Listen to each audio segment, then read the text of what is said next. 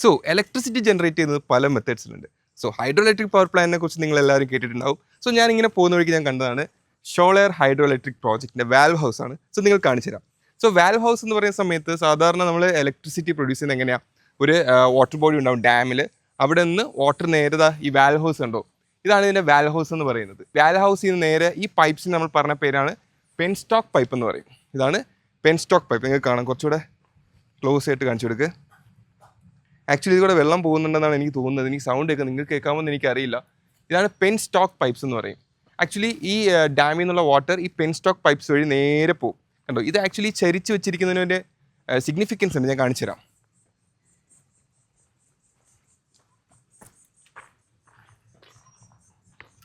കണ്ടോ, ഈ penstock pipes എന്ന് പറയുന്നത് ഈ സ്ലോപ്പായിട്ടാണ് കൊടുത്തിരിക്കുന്നത്. കാരണം എന്ന് വെച്ച് കഴിഞ്ഞാൽ ഈ വെള്ളത്തിൻ്റെ കൈനറ്റിക് എനർജി കൂടാൻ വേണ്ടിയിട്ടാണ്. അപ്പോൾ വെള്ളം നല്ല ഹൈ സ്പീഡിൽ ഹൈ കൈനറ്റിക് എനർജിയിൽ നേരെ പോകുന്നത് ടർബൈനിലേക്കാണ്. ആ ഒരു ബിൽഡിംഗ് കണ്ടോ, ആ ഒരു കൺസ്ട്രക്ഷനിലാണ് ടർബൈൻ ഉണ്ടാവുക.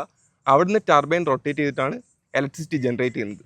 സോ ഇതാണ് ഹൈഡ്രോ ഇലക്ട്രിക് പവർ പ്ലാന്റിൽ നടക്കുന്നത്. സോ പോകുന്ന വഴിക്ക് ജസ്റ്റ് കണ്ടപ്പോൾ നിങ്ങൾക്ക് കാണിച്ചു തന്നാണ്. ഓക്കെ, സോ പലരും ബുക്കിലൊക്കെ പഠിച്ചിട്ടുണ്ടാവും, പെൻസ്റ്റോക്ക് പൈപ്പും വാൽവ് ഹൗസൊക്കെ പഠിച്ചിട്ടുണ്ടാവും. ഇതാണ് അതിൻ്റെ ഒരു രീതി. ഓക്കെ.